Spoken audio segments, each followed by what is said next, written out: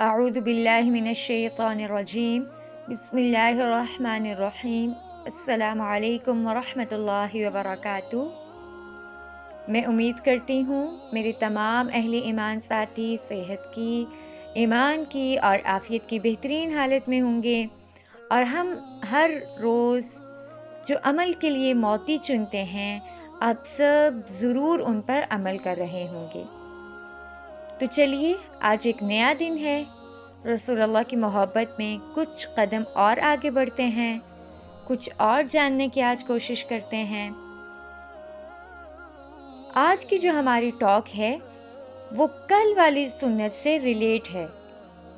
مجھے کون بتائے گا کہ کل ہم نے کون سی سنت کو ڈسکس کیا تھا؟ کل ہم نے کیا عمل کے اصول اپنے لیے تھے؟ سلام کو عام کرنا، ماشاءاللہ۔ تو آج ہم انشاءاللہ آگے دیکھیں گے کہ سلام کے بعد اگلا عمل کیا ہوتا ہے۔ تو کون سا عمل ہوتا ہے سلام کے بعد؟ مصافحہ کرنا۔ تو آج ہم اسی کو ڈسکس کریں گے۔ تو چلیے اپنے سبق کا آغاز کرتے ہیں۔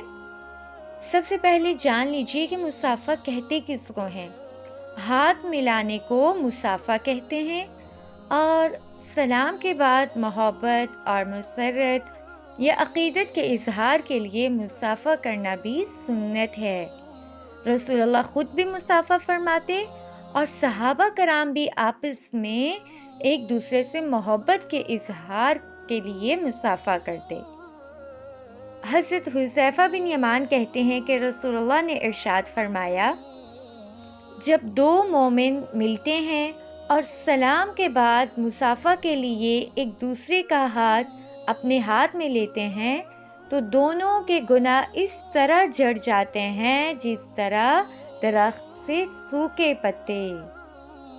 اللہ اکبر، کس قدر فضیلت ہے کہ جتنی دیر دونوں کے ہاتھ ایک دوسرے سے ملے رہتے ہیں اتنی دیر تک ان کے گناہ کنٹینیوسلی معاف ہوتے رہتے ہیں۔ اور پھر حضرت عبداللہ بن مسعود کہتے ہیں کہ رسول اللہ نے فرمایا، مکمل سلام یہ ہے کہ مصافحہ کے لیے ہاتھ بھی ملائے جائیں۔ یعنی صرف منہ سے السلام علیکم کہہ دینے کو کافی نہ سمجھیں، بلکہ اگر آپ سلام بھی کرنے کی کنڈیشن میں ہیں یا کر سکتے ہیں آسانی سے تو کوشش کریں سلام کے بعد ہاتھ بھی ملا لیں۔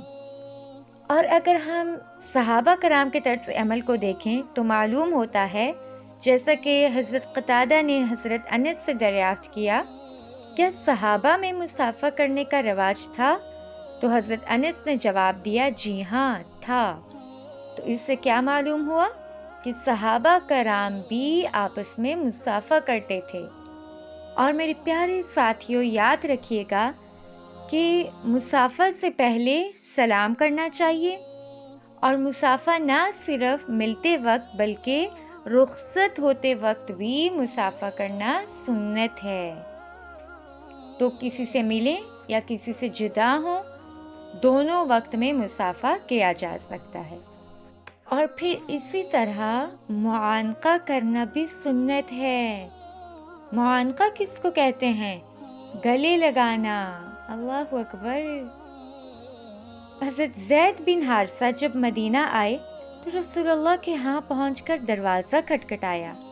آپ صلی اللہ علیہ وسلم اپنی چادر گھسیٹتے ہوئے دروازے پر پہنچے، ان سے معانقہ کیا اور پیشانی کو بوسہ دیا۔ اور پھر حضرت انس کا بیان ہے کہ جب صحابہ کرام آپس میں ملتے تو مصافحہ کرتے، اور اگر سفر سے واپس آتے تو معانقہ کرتے۔ یعنی جب لمبی جدائی ہوتی تو اس کے بعد جب واپس ملتے تھے تو معانقہ کرتے، یعنی گلے لگاتے تھے محبت کا اظہار کرتے ہوئے۔